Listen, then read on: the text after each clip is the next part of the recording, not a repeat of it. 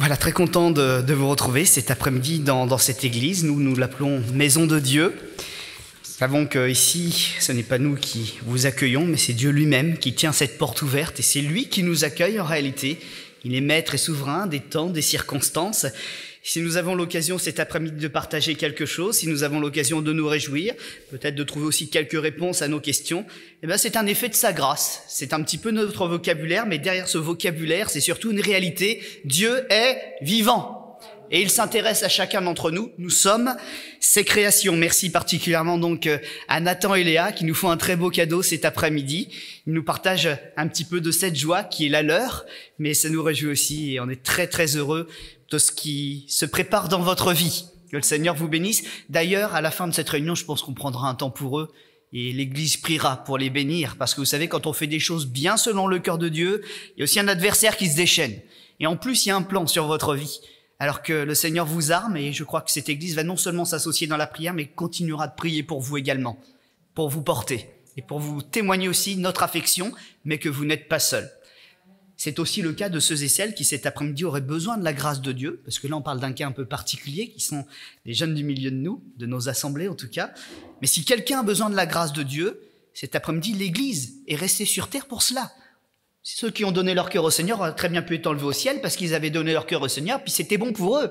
Et c'est pas le cas, on est là. On est là pourquoi? Parce qu'il y a des malheureux qui pleurent, qui ont besoin d'entendre ces témoignages comme nous avons entendu cet après-midi. Il y a des gens qui ont besoin de quelques éléments aussi pour éclairer leur lanterne, puis leur montrer que Dieu se soucie d'eux aussi, et qu'il y a des gens qui, comme eux, sont passés par le même chemin, que Dieu a pu faire des choses extraordinaires, et qu'il le refera pour eux aussi, parce que il l'appelle à leur secours. Cet après-midi, j'aimerais donc lire un texte de la Bible. Je ne vais pas être trop long cet après-midi, mais comme disait Jocelyn, dans la simplicité, on a les réponses aussi du Seigneur. C'est un texte que nous trouvons dans l'Évangile selon Marc au chapitre 8. Évangile selon Marc au chapitre 8.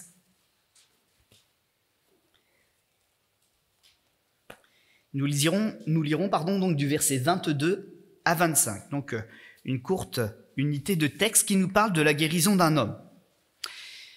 Ils se rendirent à Bethsaïda et on amena vers Jésus un aveugle qu'on le pria de toucher. Il prit l'aveugle par la main et le conduisit hors du village, puis il lui mit de la salive sur les yeux, lui imposa les mains et lui demanda s'il voyait quelque chose. Il regarda et dit « J'aperçois des hommes, mais j'en vois comme des arbres et qui marchent. » Jésus lui mit de nouveau les mains sur les yeux et quand l'aveugle regarda fixement, il fut guéri et il vit tout distinctement. Alors Jésus le renvoya dans sa maison en disant « N'entre pas au village ». Et nous arrêterons là donc cette lecture en terminant par « Amen ». Amen qui dit « Nous croyons que ce qui nous a été partagé là, ce sont les faits authentiques ». Amen est donc un mot qui signifie « vérité » en hébreu. Donc il y a la racine de vérité, émet en hébreu. Ce témoignage, comme tous les témoignages de l'Écriture, n'ont pas pour but simplement de nous dire que Dieu fait des miracles. La notion même de miracle est censée nous indiquer dans quelle direction regarder et tourner notre foi pour rencontrer Dieu. Donc, il ne faudrait pas cet après-midi qu'on se réjouisse en disant que peut-être s'il y a une guérison au milieu de nous, on a tout gagné.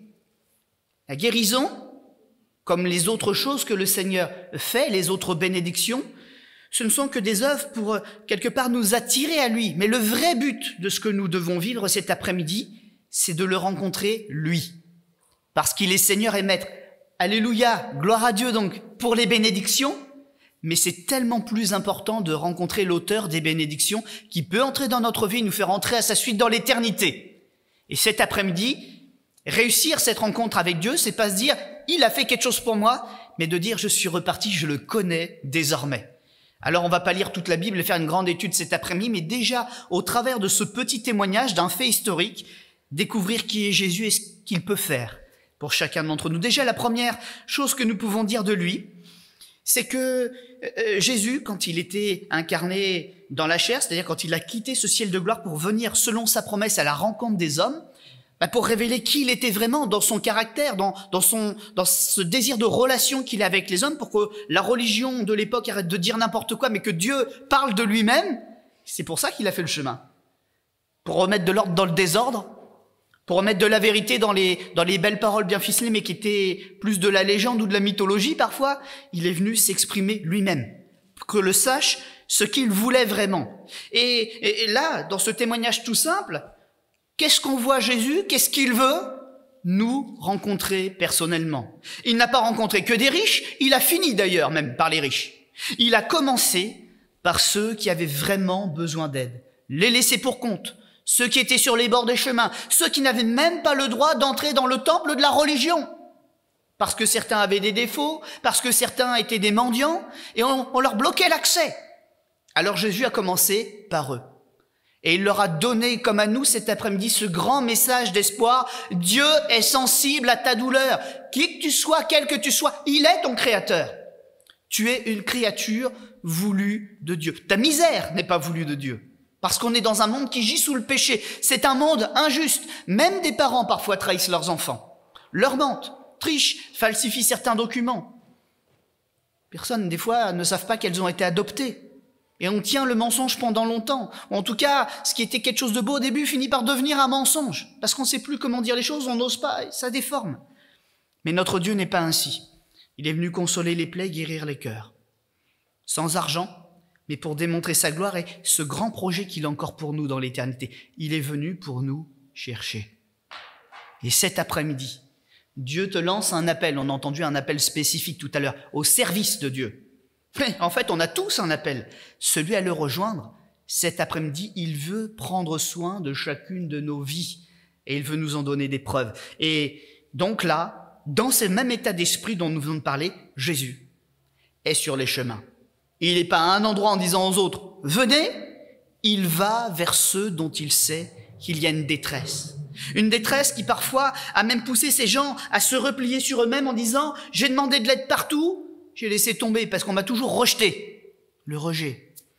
Des gens qui, eux-mêmes, n'allaient plus vers les médecins, n'allaient plus même vers leur famille dans certains cas parce que on ne voulait pas d'eux. Ils étaient le défaut de la figure, le défaut de la famille. On ne voulait pas entendre parler d'eux. Alors Jésus, lui, a prouvé la véritable intention de Dieu. Dans plein de circonstances, il est allé à leur rencontre. Léa disait tout à l'heure qu'elle a voulu aider quelqu'un et en fait, ça s'est retourné. Le Seigneur voulait qu'elle ait sa réponse par cette personne.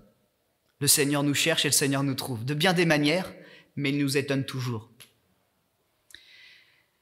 Alors nous avons ici un homme qui avait accepté sa situation depuis longtemps, un aveugle, et puis, comme toutes les personnes avec une difficulté, il avait besoin d'aide, il avait certainement souvent demandé de l'aide, mais la seule réponse qu'il a vue de ses contemporains, c'est « on ne peut rien faire pour toi ». Et dans le lointain, un témoignage venait des villes d'alentour, on entendait parler de l'homme de Dieu. Certains avaient très bien compris qui il était, d'autres pas du tout. Certains disaient que c'était un prophète ou la réincarnation d'un prophète. Pensez des choses comme ça à l'époque. Mais quand on ignore, c'est légitime de chercher, de se poser des questions.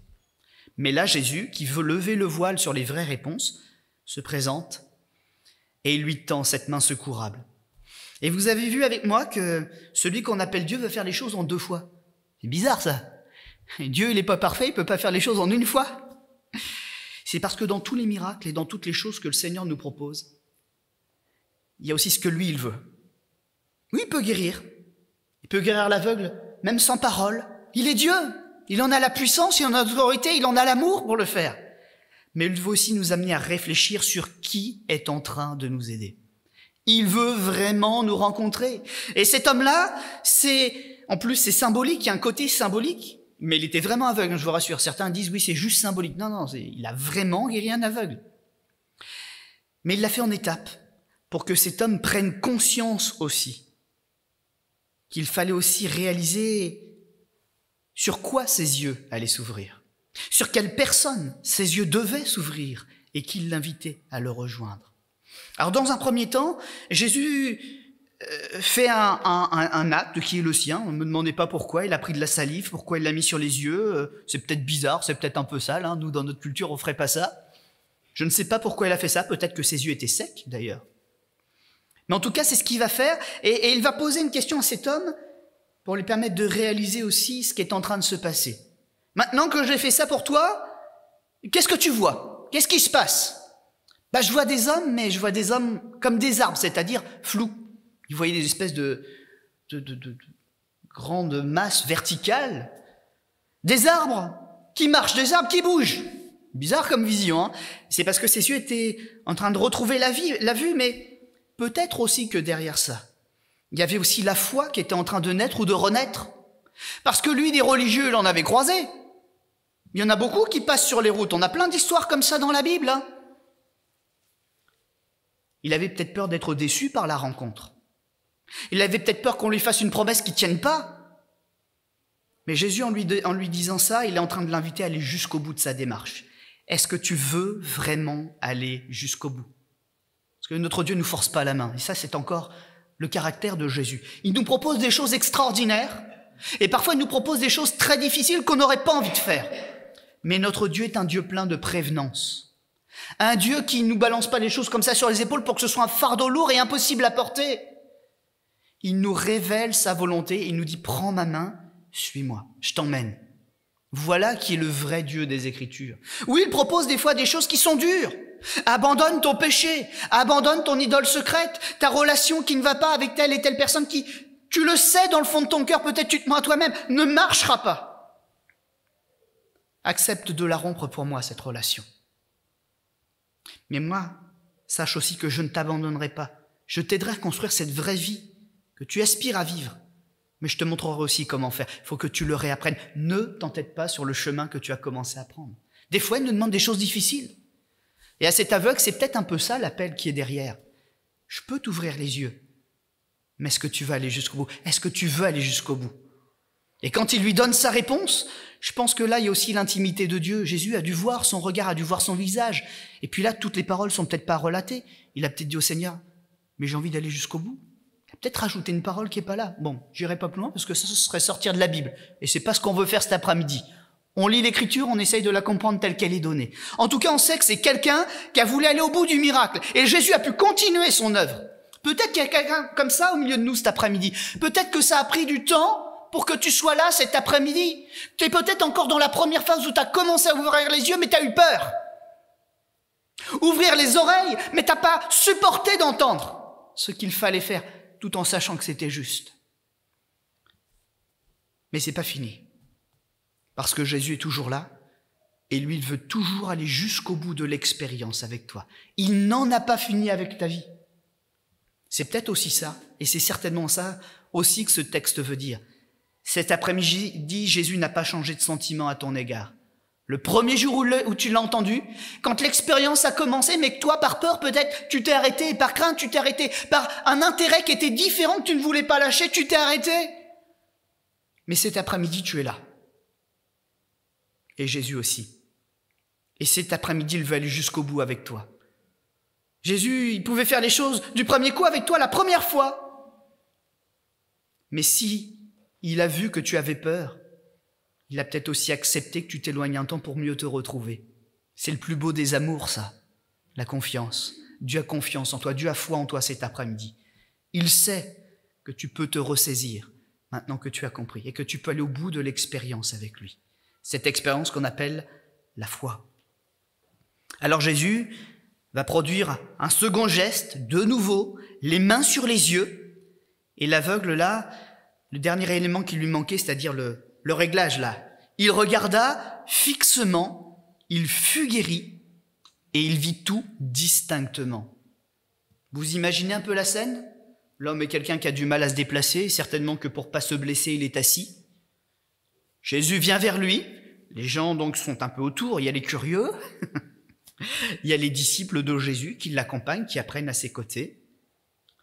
Et puis, il y a cet homme-là qui est en train d'ouvrir les yeux. Il avait qui en face de lui, cet homme? On sait parce que le texte nous dit qu'il avait quelques personnes autour, puisqu'il envoyait comme des arbres qui marchaient. Donc il y avait aussi une foule, certainement que ça n'intéressait même pas à lui qui passait. Mais la première chose qu'il a vue distinctement quand ses yeux ont été bien droits, devant lui, c'était qui? C'était quoi? C'était celui qui venait de le sauver. Et cet après-midi, c'est tout ce que tu as gagné ici. On ne te dira pas la formule miracle pour faire beaucoup d'argent, devenir milliardaire. Même millionnaire, ce serait intéressant, mais ça, j'ai pas, je suis désolé. réussir tous les éléments de ta vie, je ne peux pas. Mais peut-être que par cet encouragement, je peux t'aider à avoir du discernement pour vraiment voir qui est Jésus et ce qu'il peut faire dans ta vie. Jésus, c'est celui qui te veut du bien. Et celui qui nous veut vraiment du bien. Il ne va pas toujours dans notre sens. Il nous dit aussi des fois, arrête-toi, tu te trompes, parce qu'il nous aime. Mais quand nous filons droit, quand nous écoutons le conseil, il nous dit maintenant, vois la route sur laquelle tu es, elle est toute tracée. Et je suis le guide fidèle qui reste à tes côtés. Je t'ai ouvert les yeux, mais c'est pas pour t'abandonner. C'est aussi pour te guider vers la suite. Parce que ça, c'est une réalité aussi. Léa l'a dit tout à l'heure. C'était très bien d'ailleurs. C'était vraiment en plus dans la lignée de ce que je pensais apporter. La conversion, donner son cœur au Seigneur, c'est que le début. Nathan l'a dit aussi d'ailleurs. C'est que le début, parce qu'après, il y a toute une vie merveilleuse. Et le Seigneur, une fois qu'il a touché notre cœur, une fois qu'il a changé quelque chose profondément en nous, c'est pas pour nous abandonner, mais après on peut construire des choses extraordinaires avec lui. C'est que le début de la joie, le début d'une vie merveilleuse qui vaut la peine d'être vécue. Je me rappelle un jour, dans une réunion du côté de Biarritz, j'étais, comme Nathan, parmi les élèves de l'école biblique. J'étais là et j'ai senti quelque chose dans mon cœur, comme une parole qui devait sortir. Alors au début, j'ai lutté, vous savez. On ne va pas dire n'importe quoi dans un auditoire puis passer pour un fou. Mais j'ai senti que cette parole venait de Dieu. Et je crois que cet après-midi, ce que nous partageons, je crois que vous devez aussi le prendre, que ce soit Nathan, Léa ou ce que Jocelyn a pu dire, ce que je suis en train de partager. Prenez-le aussi comme une parole qui vient de Dieu. Pourquoi ? Parce qu'on s'est mis en prière, nous, avant de venir sur cette estrade. On ne parle pas parce qu'on a parole facile, mais parce que le Seigneur nous a confié une mission. Et j'étais donc dans cet auditoire, j'avais cette lutte-là qui montait. Et cette parole, alors que tout se passait bien, qu'il y avait une bonne atmosphère, de dire à une personne de ne pas se suicider. Parce que sa vie, si elle l'a donnée à Jésus, cette vie vaudrait la peine d'être vécue. Que cet échec qui l'avait blessé au point de vouloir la mort, c'était pas la fin. C'était peut-être une rectification de parcours aussi. Et que parfois, oui, il faut souffrir pour trouver le bon chemin. Mes amis, on a le droit à l'échec. On a le droit à l'erreur, mais si on vient à Jésus, on se relèvera toujours pour le meilleur. Et cet après-midi, tu as le droit au meilleur. C'est pas parce que tu as commis une erreur, c'est pas parce que tu t'es éloigné, c'est pas parce que dans ton cœur, il y a une mauvaise pensée en ce moment que c'est terminé. Mais livre ces choses à Jésus, fais-lui confiance. Il réparera ton cœur blessé. Et il te montrera le chemin qu'il a prévu pour toi. Il va donner une consigne particulière à cet homme, preuve qu'il connaît bien aussi toutes les circonstances de la vie. Jésus le renvoyait dans sa maison en disant « N'entre pas dans le village ». Oui, parce que tout le monde ne nous veut pas toujours du bien. Je disais tout à l'heure, dans la foule, il y avait les gens qui suivaient Jésus, mais il y en a certains, c'était pour leur intérêt, et d'autres, c'était pour faire du mal aussi. Malheureusement, le mal est partout. Et certainement que si cet homme avait été revenu au milieu du village où tout le monde l'avait connu, vu grandir, etc., il aurait été un peu le spectacle du coin.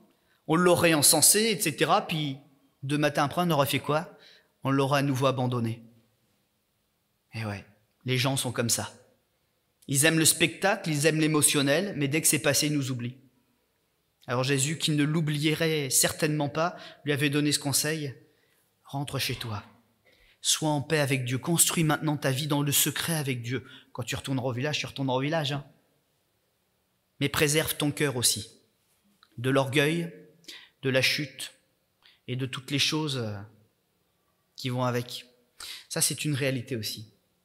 Quand on commence à s'approcher de Dieu, c'est peut-être le cas de quelqu'un cet après-midi, très sincèrement, Dieu existe. Il ne faut pas nier que le mal, le diable, existe aussi. Et quand Dieu met beaucoup de bonnes choses dans notre cœur, beaucoup de bonnes dispositions, rapidement le diable est derrière sur ses talons. Et il essaye de retirer le bien que le Seigneur a mis.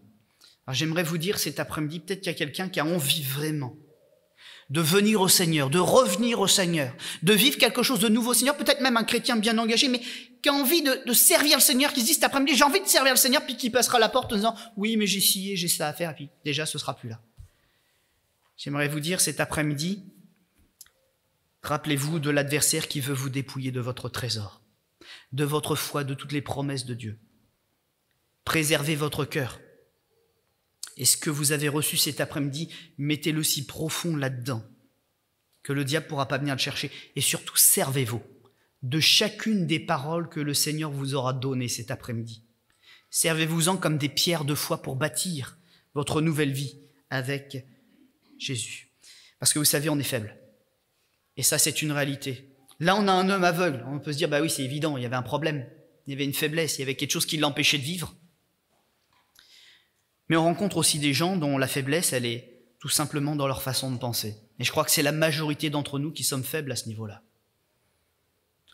Je rencontrais une personne notamment, et c'était un petit peu humoristique, enfin un petit peu drôle quelque part le contexte. J'étais dans la rue en train de rendre témoignage avec quelques amis à moi, dans une belle ville ensoleillée, comme nous au Tréport en ce moment. Et puis il y avait là sur un banc 2 SDF qui parlaient bien, ils étaient très agréables, alors on a facilement noué relation avec eux, en plus ils étaient très sociables. Puis on parle avec eux, puis à un moment, je dis, bon, quand même, on est chrétiens, on va vous parler un peu du Seigneur Jésus quand même, que l'on connaît, qu'on aimerait vous partager. Alors, ils connaissaient un petit peu, donc l'échange se passait bien. Puis l'un des deux me dit, bon, finalement, j'ai pas choisi Dieu parce que je crois que tous les hommes sont suffisamment intelligents pour contrôler leur vie. Ils sont aux commandes de leur vie et ce qu'ils veulent, finalement, c'est ce qui va s'accomplir. J'ai dit, mais est-ce que votre raisonnement, il est vraiment cohérent? Est-ce que c'est vraiment la vie que vous avez choisie? Je lui dis avec beaucoup de simplicité, beaucoup d'affection, vous savez, hein, je n'étais pas en train de juger la vie qu'il avait. Il dit non. Je dis, mais comment vous pouvez tenir ce discours? Rester dans ce discours, ce que je veux, c'est ce que j'aurai. Alors que vous êtes malheureux dans votre condition. Oui, mais maintenant que j'y suis, ben, j'y reste. Voilà le véritable état de cœur de beaucoup de personnes. On aimerait vraiment vivre autre chose, sincèrement. On sent qu'il y a des choses qui ne sont pas accomplies. On sent qu'on est appelé à des choses plus belles, plus grandes. Puis au final, excusez-moi l'expression, mais là où on est arrivé, ben on se dégonfle et puis on reste là. Sur le chemin, comme dit l'Écriture. Mais cet après-midi, le Seigneur peut te remettre en selle. Si tu ravives le feu pour ton Dieu, là, il n'y a aucune raison que tu ne reprennes pas la marche. Je ne vais pas aller trop loin cet après-midi. Je vais juste citer ce verset d'un autre aveugle, Bartimée, qui est trouvé dans l'Écriture quelques chapitres plus loin, au chapitre 10 de ce même évangile de Marc. Preuve que si Jésus fait quelque chose pour un homme, il est aussi capable de le faire pour un autre. Et puis cet homme, il avait soif qu'on l'aide. Et à force de hurler, à force de demander de l'aide, il a attiré l'attention de Jésus. Bon, Jésus, c'est pas lui qui l'avait le plus ignoré, hein, il venait d'arriver. Mais les autres, au début, voulaient le faire un peu taire. Et puis finalement, quand ils ont vu que Jésus était de son côté, ils ont retourné un petit peu leur veste et leurs paroles, et au lieu de lui dire de se taire, ils ont dit, bah vas-y, prends courage, lève-toi, il t'appelle. Et je crois que cet après-midi, les chrétiens qui ont prié pour vous, les membres de votre famille, ou tout simplement, peut-être votre Dieu qui vous appelle, il a raison d'insister. Cet après-midi, tu peux te lever pour Jésus. Et franchement, je vous encourage à le faire. Lève-toi. Levons-nous, parce qu'il nous appelle. Et quand on voit le monde dans lequel on est arrivé, je crois qu'il est urgent aussi de prendre une vraie position. Il y a des choses, tellement de choses que nous voyons, mais tellement de choses aussi que nous ignorons. Nous ne savons pas où le vrai danger est tapis. Nous ne savons pas de quoi sera fait même notre avenir dans 1 heure. Vous savez, vous, ce qui se passera dans 1 heure? Moi, j'ai un emploi du temps, j'ai des choses de prévues, hein. Mais ça m'est arrivé tellement souvent de pas concrétiser mon emploi du temps parce que quelque chose que je n'avais pas prévu était venu le balayer. Et quand c'est comme ça, on n'a plus le choix. Qui sait dans 1 heure si on sera encore en vie? Qui sait dans 1 heure si ce n'est pas le temps où le Seigneur aura choisi de revenir comme il l'a promis? Qui sait si dans 1 heure, on sera dans notre famille ou ailleurs? En tout cas, vous avez un pouvoir, là, cet après-midi. Chacun d'entre nous, là, c'est de répondre maintenant que nous sommes dans la présence de Jésus. Oui, je veux te suivre. Et si vous prenez cette victoire cet après-midi, si c'est votre choix, eh bien là, c'est bon. Votre vie sera entre les mains de Jésus. Parce qu'il n'a pas besoin que vous lui donniez votre CV. Il n'a pas besoin d'une recommandation de votre employeur. Il n'a pas besoin de savoir combien vous gagnez par mois. c'est entre vous et lui un simple « oui Seigneur, j'ai compris et je te suis », ça suffit. Et cette foi-là est capable de renverser les montagnes, dit l'Écriture. On entendait Léa tout à l'heure, pourtant chrétienne de famille chrétienne, hein, mais on ne peut pas passer à côté de l'expérience personnelle de réaliser qui on est vraiment au fond, sous les apparences. La nature humaine. On est tous séparés de Dieu. Mais quand on comprend, quand on dit c'est vrai, c'est ce que je suis, et qu'on choisit de prendre la nouvelle identité que Dieu nous donne, tous ces fardeaux s'en vont. Tous ces poids s'en vont, toutes ces montagnes, elles s'en vont parce que c'est Jésus qui les retire. Alors cet après-midi, c'est le cadeau que l'Évangile a à vous offrir. Alors on va incliner notre front un instant, s'il vous plaît. On va fermer nos yeux dans la simplicité et réaliser que si nous ne voyons pas Jésus avec nos yeux, notre cœur, il peut s'ouvrir et réaliser qu'il est là. Nous pouvons vivre une expérience avec lui parce qu'il est réellement ressuscité. C'est vrai qu'il est au ciel où il règne, mais son influence et son règne s'étendent jusqu'ici, au milieu de cet auditoire. Et si un malheureux crie, la Bible nous fait la promesse, l'Éternel l'entend et le délivre de toutes ses détresses, de toutes ses maladies, de tous ses combats. Alors on va demander au Seigneur d'expérimenter cette grâce et de nous prouver encore une fois l'étendue de son amour et de sa capacité à agir pour nous. Seigneur notre Dieu, cet après-midi, c'est un jour nouveau. C'est un jour, peut-être pour ceux qui le souhaitent, celui qui le souhaite, celle qui le souhaite, un jour de victoire, un jour de renaissance, un jour de nouveau départ, un jour de nouvelle grâce, de nouvelles chances, parce que tu es là, tu nous parles, et qu'au travers de cette parole, nous comprenons que tu n'en as pas fini avec nous.